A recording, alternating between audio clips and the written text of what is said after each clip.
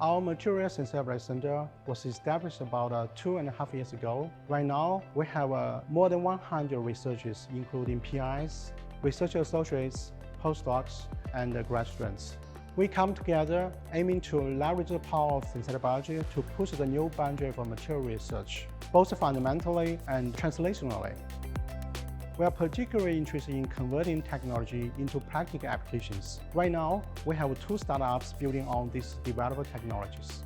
We strive to build our international renowned first-class research hub where technology, innovation, and education of the next generation scientists are closely integrated, and cross-disciplinary collaborations are particularly encouraged.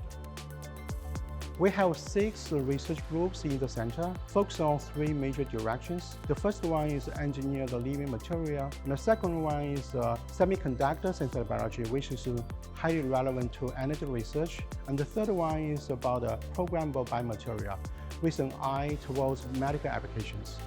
In my lab here in MSBC, use the knowledge and tools from synthetic biology, polymer physics, and chemistry to generate new methods.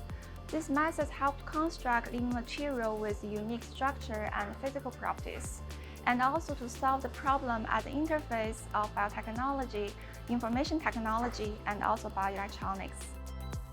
We are working on designing an artificial CO2 fixation pathway to enhance the carbon flow and constructing an artificial electron transfer pathway to enhance the energy flow from materials.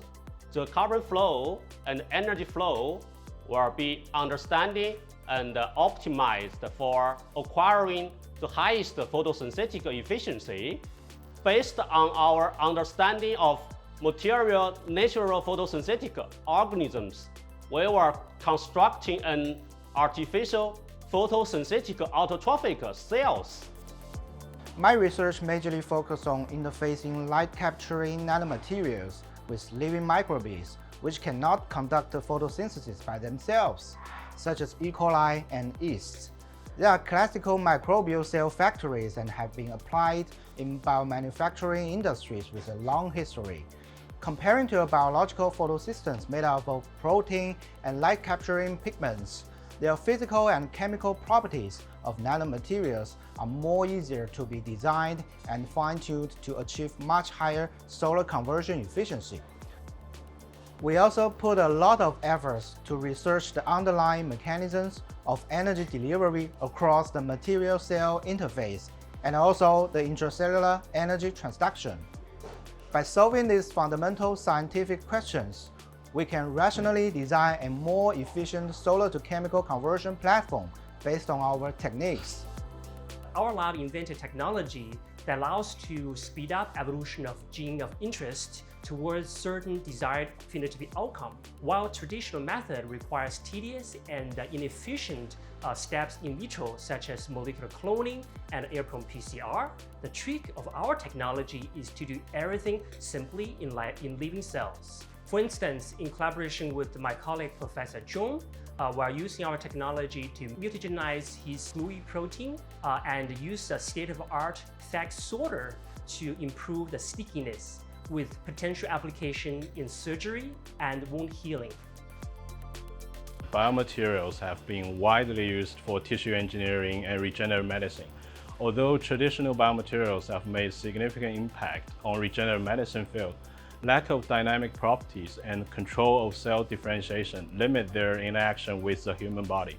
So in our group, we program biomaterials by incorporating protein coding gene sequences into polymeric matrix to modulate the cellular microenvironment and redirecting the encapsulated cell fate to generate engineered functional tissue.